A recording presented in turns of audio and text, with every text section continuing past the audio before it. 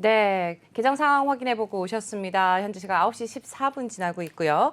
네, 바로 이어서 김기성 앵커가 꼽은 이슈 함께하도록 하겠습니다. 첫 번째 이슈 확인해 보니까요. 중국이 전기차 시장의 주도권을 쥐기 위해서 또 뭐 배터리 교환 방식에 속도를 더하고 있다고 합니다. 이번에는 CATL까지 배터리 교환 사업에 나섰다고 하네요. 네, 그렇습니다. 중국의 그 전기차 스타트업 니오라고 있죠. 네. 니오하고 그 질이라는 자동차 회사가 현재 네. 배터리 교환 방식의 전기차를 생산을 하고 있습니다. 그런데 네. 이번에는 배터리 생산 업체인 CATL도 이 배터리 교환 사업에 뛰어들겠다 이렇게 발표를 한 겁니다. CATL이 지금 선보인 배터리 교환 방식 같은 경우는 차량이 들어오면 차를 갖다 들어 올려서 그 밑에서 충전된 배터리로 교환해주는 그런 방식이라 그러거든요. 네. 그래서 CATL은 앞으로 중국의 10개 도시에다가 배터리 교환소를 설치하겠다 이렇게 발표를 했습니다. 네, 뭐 간단하게 뭐 배터리를 교환한다 이렇다고 하면은 충전에 걸리는 시간을 뭐 이제 좀 절약할 수 있다고 하는데 그렇게 되면은 좀 경쟁력이 있지 않을까요? 네, 일단 우리가 일반적인 전기차 같은 경우에 충전하려 그러면은 아무리 짧아도 15분 정도 충전을 해야 그렇죠. 되는 네. 상당히 긴 시간 아닙니까? 그럼요. 그런데 이 배터리 교환 방식을 택하게 되면 CATL 같은 경우는 1분 만에 배터리를 교환할 수 있다 이렇게 얘기를 하고 있습니다. 그리고 또 만약에 이 배터리 교환 방식이 일반화된다면은 배터리를 빼고 차량을 팔 수가 있기 때문에 이렇게 되면 차값이 좀 많이 싸질 거 아닙니까? 그렇죠. 그런 점에서도 장점이 있다 이렇게 얘기를 하고 있는데 그래서 중국 정부는 이 전기차에서 주도권을 쥐기 위해 가지고 이 배터리 교환 방식에 대해서 상당히 신경을 쓰고 있는 것 같습니다. 그래서 현재 11개 도시에다가 이 배터리 교환 시범 서비스를 하고 있고요. 배터리를 교환하는 그러니까 교환소가 전국적으로 한 1,300개 정도 있다 그럽니다. 그리고 네. 지금까지 판매된 그 배터리 교환 전기차가 한 15만 대쯤 된다 그러니까 어떻게 본다면 중국이 이 부분에서 제일 지금 앞서가고 있다 이렇게 볼 수가 있는 겁니다. 뭐 시청자 여러분들은 어떻게 생각하시나요?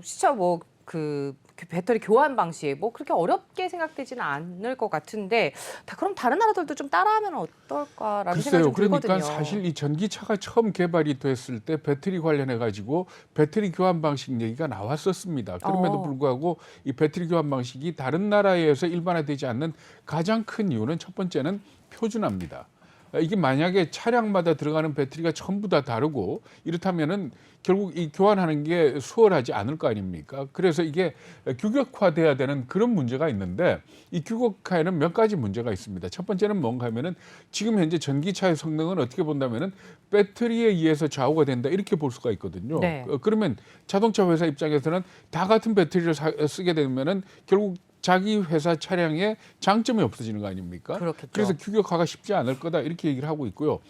또 몇 개 종류로 배터리가 표준화된다 하더라도 어떻게 본다면은 이게 과연 제대로 작동을 하겠느냐 하는 이런 부분에 대해서들 걱정을 하고 있는 그런 상황이다 이렇게 보시면 되고 그리고 또 하나 문제는 뭔가 하면은 네. 만약에 배터리와 관련된 사고가 났을 때 네. 이게 누구 책임이 되는 거냐 하는 이 부분이 있습니다. 그러니까 배터리 제조 회사가 책임을 져야 되느냐 아니면은 교환소가 잘못한 거냐 뭐 이런 문제까지도 번지기 때문에 이 배터리 교환 방식이 편리하긴 하지만은 이게 단시간 내 해결되는 문제는 아니고요. 그리고 또 이게 만약에 국제적으로 얘기가 돼가지고 국제적인 어떤 표준이 정해지지 않습니까? 그렇죠. 이렇게 된다면 자동차 회사 입장에서는 그 표준에 따라야 되니까 지금 네. 섣불리 나섰다가 나중에 더 큰 비용이 들 수도 있다 이렇게 봐야 될 겁니다. 네, 저희 뭐 시청자 여러분 중에 한 분께서도 댓글 남겨주신 것처럼 사실 뭐 좀 부정적으로 본다. 핸드폰만 보더라도 그렇지 않느냐. 그렇죠. 네. 예, 배터리 교환 방식 요즘 안 쓴다라는 의견을 좀 주셨는데 저희도 동감하는 바입니다.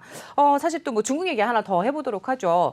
중국이 뭐 빅테크 기업들을 좀 규제를 하고 있는데 미국의 다양한 기술력을 가진 기업들을 집중적으로 육성하겠다 이런 목표를 좀 세웠습니다. 근데 어떤 기업들인지 소개 좀 해주실까요?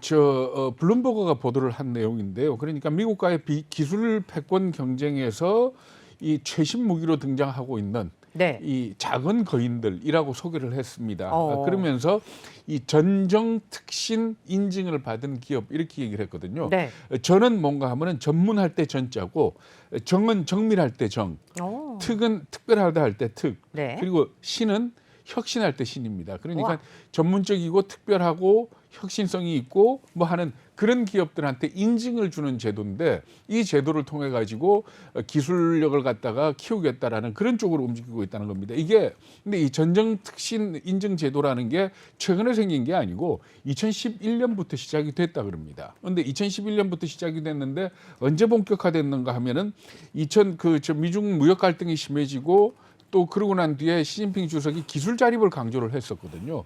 그러고 난 이후에 이 전정 특신의 인증이라는 게 네. 굉장히 주목을 끌고 있는 그런 상황인데 2019년에는 이 인증을 받은 기업이 248개였는데 2020년에는 1,744개 그리고 작년 같은 경우에는 네. 2,930개 기업이 이 인증을 받았다 그럽니다. 그러니까 이 부분에 대해서 굉장히 속도를 내고 있다 이렇게 봐야 될 것 같습니다. 네, 지금 전정 특신 이런 인증 기업 어떻게 지원을 하고 있죠? 네, 일단은 돈으로 지원을 합니다. 그러니까 전정 특신 기업에 대해서 인증을 받은 기업에 대해서 연간 최대 100만 위안 정도를 갖다 지원을 하는데 이 돈이 문제가 아니고 네. 이 인증을 받게 되면 여러 가지 이 혜택이 있고 효과가 있다 그럽니다. 첫 번째가 뭔가 하면은 인증 기업들은 세금 감면 혜택을 받고요. 그리고 또 하나는 대출 우대도 받을 수 있을 뿐만 아니라 우수한 인재를 갖다가 끌어들이는데 상당히 도움이 되는 걸로 이렇게 얘기가 되고 있습니다. 그래서 투자를 하는 벤처 캐피탈 입장에서도 전정 특신 인증을 받은 기업에 대해서는 쉽게 투자를 하게 되는 거죠. 그러니까 그만큼 투자자를 모으기도 쉽다 이렇게 그렇겠네요. 보시면 되는데 지금 전정 특신 기업의 인증을 받은 그런 기업들의 특징을 볼 것 같으면은 로봇이나 네. AI나 반도체 그러니까 중국이 가고자 하는 방향 아닙니까? 그렇죠. 그러니까 결국 투자를 하는 입장에서는 정부가 미는 쪽으로 갈 수밖에 없는 거고 그래서 그렇죠. 그쪽 기업들한테 돈이 지금 많이 몰리고 있다 이렇게 얘기를 하고 있는 겁니다. 네. 뭐 어쨌든 중국 정부가 뭐 기업 육성 방침을 좀 바꿨다. 뭐 이렇게 해석을 해봐도 괜찮을까요? 네, 블룸버그가 분석한 걸 보면은 지난 20년 동안 중국의 기업 육성 방식이 실리콘밸리 모델을 따랐었다 이렇게 얘기를 하고 있거든요. 그러니까 뭔가 하면은 기업에 대해서는 특별하게 어떤 그 규제를 가하지 않고 그대로 그냥 자발적으로 경쟁하도록 이렇게 두었었는데 이러다 보니까 말하자면 알리바바나 텐센트나 이런 기업들이 커졌지 않습니까? 네. 근데 이게 커지고 난 뒤에 보니까 통제하기도 어렵고 그리고 네. 또 이 커져서 외국 자본들이 투자를 하게 되니까 소위 중국 정부가 두려워하는 그 보안에 대한 문제도 있고 그런 거 아닙니까? 네, 그러다 그렇죠. 보니까 지금 방향을 바꿨다 이렇게 블룸버그는 해석을 하고 있습니다. 그래서 이 특정 어떤 기술 분야에 대해서 중국이 지금 필요로 하는 그런 부분들이 있으니까 여기에다가 정부가 직접 기업을 관리하고 육성하는 그런 쪽으로 바꾼 거 아니냐 이런 해석을 내놓고 있습니다. 네, 말씀 잘 들었습니다. 또 이번 주말이 또 설 연휴잖아요. 네네. 네, 뭐 설을 맞아서 또 산소를 또 찾는 분들이 또 굉장히 많으실 텐데 이제 우리 장묘 문화는 매장보다는 좀 화장으로 많이 가는 추세라고 합니다. 네, 화장 비율 어느 정도 되는지 아세요? 네, 아마 깜짝 놀라실 겁니다. 이제 그러니까 거의 네. 다 화장이다라고 얘기를 해도 틀리지가 않습니다. 그 정도인가요? 네, 90년대 네. 초만 해도 이 화장 비율이 어느 정도였는가 하면 20%가 채 안 됐었거든요. 네. 그래서 그 당시 신문 기사들을 보면 이 4월 초파일이라든지 아니면은 설날이라든지 추석이라든지 전후에서 꼭 단골로 등장하는 기사가 뭔가 하면 네. 무덤이 전 국토를 덮고 있다 뭐 하는 맞아요. 그런 네, 기사들이었거든요. 그랬어요. 그런데 지금 이게 상황이 완전히 바뀌고 있습니다. 이게 1993년에 화장률이 19.1%였는데 네. 이게 2005년에 50%를 넘어섰고 그리고 2019년에 그러니까 2019년이면 얼마 전이죠. 네, 재작년이죠. 그렇죠. 재작년 네, 같은 그렇죠. 경우에 이게 88.4%까지 높아졌습니다. 그러니까 그런가요? 88.4%라 그러면은 10명 중에 8명 내지 9명은 명은? 대략 9명 정도는 그렇죠. 화장을 한다. 이렇게 와. 보시면 될 것 같습니다. 이렇게 네. 화장률이 크게 늘어난 이유는 아무래도 뭐 우리 전체적인 문화의 변화도 있겠지만은 유명인들을 중심으로 해가지고 화장을 해야 된다 하는 네. 그런 움직임이 굉장히 큰 영향을 미치지 않았느냐 하는 그런 풀이들을 하고 있습니다. 네. 일단은 우리 뭐 국민들의 정서도 굉장히 많이 바뀌기도 했습니다만은 이렇게 좀 바뀌게 된데 굉장히 또 특별히 기여를 하신 분이 계실 것 같아요. 그렇습니다. 네. 뭐 여러 사람이 있지만은 그 중에서 꼭 빼놓을 수 없는 사람이 SK그룹의 고 최종현 회장입니다. 98년에 사망을 하셨는데 네. 그때 뭐라고 얘기를 했는가 하면 자신이 죽으면은 꼭 화장을 하고 네. 그리고 아주 좋은 화장 시설을 만들어서 사회에 기부해라 이렇게 유언을 남겼던 겁니다. 그래가지고 이 최종현 회장이 돌아가시고 난 뒤에 한 달 뒤에 장묘 문화 개혁을 위한 단체가 결성이 됐고 네. 그 결과 한 98년도에 한 20% 수준이던 그런 화장률이 굉장히 급격하게 올라가게 됐습니다. 그래서 SK그룹이 2010년에 500억 원을 들여가지고 세종시에다가 네. 화장 시설을 기부를 합니다. 오. 저도 여기를 가봤습니다. 저희 어머님을 오. 여기서 모셨거든요. 아, 그러셨군요. 네, 아주 잘 만들어놨더라고요. 네. 그리고 이렇게 최종현 회장이 왜 화장에 이렇게 관심을 보였을까 네. 하는 부분은 나무 때문에 그랬다 그럽니다.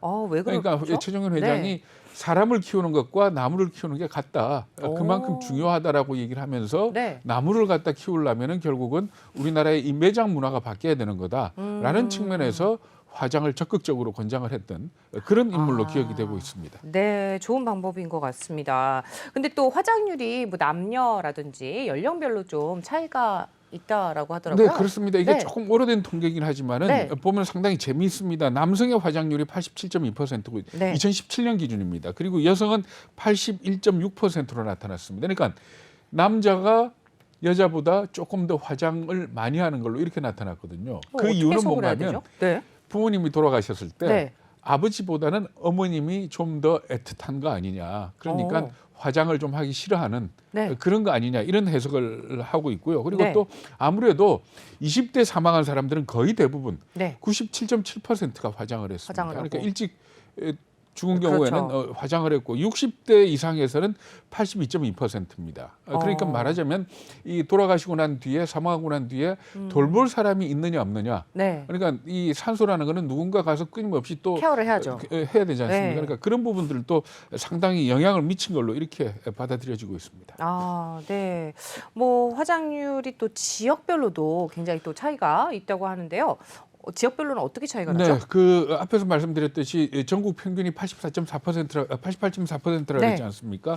제일 이 광역자치단체별로 따져서 화장률이 가장 높은 도시는 부산입니다. 94.4%고요. 네. 그리고 또 그 다음이 인천, 울산, 경기도 순으로 나타났고 서울 같은 경우에는 91.1%로 평균보다 조금 높은 그런 수준이었습니다. 여기에 네. 비해서 화장률이 가장 낮은 곳이 제주도로 나타났는데요. 특이하네요. 제주도 같은 경우에 이 2019년에 화장률이 75.4%. 그러니까 네. 전국 평균보다도 꽤 낮지만은 이것도 굉장히 많이 올라간 겁니다. 올라간 거군요. 그러니까 네. 2011년에 48%에 불과했는데 네. 이게 75% 수준까지 올라갔으니까 제주도도 굉장히 빨리 화장 문화가 늘어나고 있는 걸로 이렇게 봐야 되고요.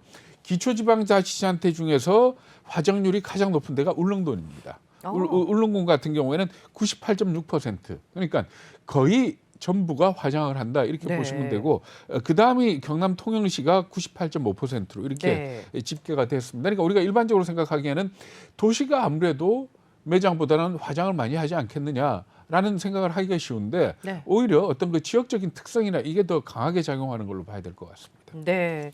뭐 화장 시설이 부족해서 오히려 뭐 기다려야 하는 경우 굉장히 많은 걸 여러분들도 많이 겪어 보셨을 것 같습니다. 네. 그렇죠. 그렇죠. 그러니까 지금 현재 우리나라에 화장 시설이 있는 데가 총 60군데고요. 네. 그리고 이제 그 화장 시설에 화장로가 있거든요. 네. 화장로가 대략 한 350개쯤 된다. 이렇게 오. 집계가 되고 네. 있습니다. 그래서 연간에 이 화장을 할 수 있는 건수가 어느 정도인가 하면은 32만 건 정도 되는데 한 해에 숨지는 사람이 어느 정도인가 하면은 29만 명이 조금 넘거든요. 그렇게 본다면은 이 화장을 지금 하려는 사람들은 한 26만 건 정도 되고 그러면 32만 건이니까 크게 문제가 없지 않습니까? 그렇죠. 그런데 문제가 뭔가 하면은 이 지역적으로 안배가 잘 안 돼 있기 때문에 그렇겠죠. 특히 인구가 많은 수도권 같은 경우에는 막상 부모님이 돌아가셔가지고 화장을 하려 그러면은 화장 시설이 없어서 네. 결국은 뭐 세종이라든지 하는 수도권 밖으로 나가야 되는 그런 경우도 상당히 많다 그럽니다. 네. 뭐 요즘에 또 상갓집에 가보잖아요. 네. 그러면 그 상조 회사를 많이 이용하시잖아요. 이런 비율들은 어떻게 적용이 되고 있나요? 네, 그러니까 상조 회사 같은 경우에 상당히 잡음이 많았었죠. 근데 네. 이게 굉장히 많이 정리가 됐습니다. 그래서 이 2019년 1월 달부터 정부에서 이 상조 회사를 갖다가 업체 등록을 하게 하면서 등록 요건을 갖다가 기존의 3억 원에서 15억 원으로 올렸거든요. 그러는 과정에서 자연스럽게 구조조정이 됐다 이렇게 보시면 되는데 그러니까 아무래도 자본금 요건을 채우지 못하는 그런 작은 상조회사들이 자연적으로 도태가 되는 그런 과정을 거쳤다 이렇게 보시면 되고요. 선수금이 그러니까 미리 받은 돈이 100억 원이 넘는 대형 업체가 지금 현재 47개쯤 되고 이들 업체가 받은 선수금이 전체적으로 한 7조쯤 된다 그러거든요. 네. 꽤 큰 시장이죠. 그렇죠.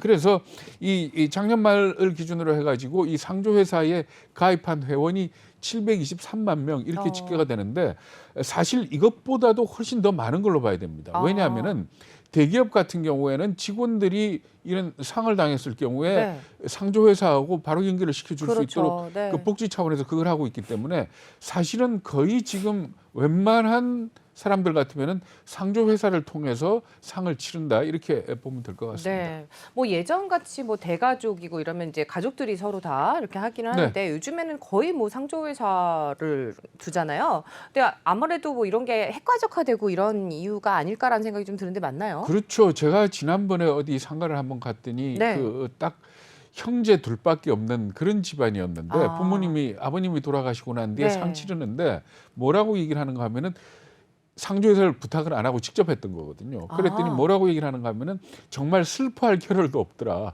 왜 그런가 하면은 손님. 뭐 장례식장 잡아야죠. 여기에다가 또 뭐 각종 그 장례 물품들도 주문을 해야 되죠. 그렇죠. 여기에다가 장지를 정하든 화장터를 예약을 해야 되죠. 뭐 아이고. 이걸 하다가 보니까 네. 그 상 치르는 동안에 정신 정신이 차릴 없죠? 틈이 없더라. 뭐 이런 얘기를 하더라고요. 그러니까 네. 결국은 뭔가 하면은 이런 핵가족화되고 자식들의 숫자가 적어지지 않습니까? 이렇게 되면 결국은 상조 회사를 통한 장래는 이제 어떻게 보면은 우리 일상에 네. 한 당연히. 당연히 네, 되는 그 아니냐 이렇게 봐야 될 거고요. 그러니까 이런 쪽으로도 투자와 관련해서 아마 팁을 얻어보는 것도 좋을 것 같습니다.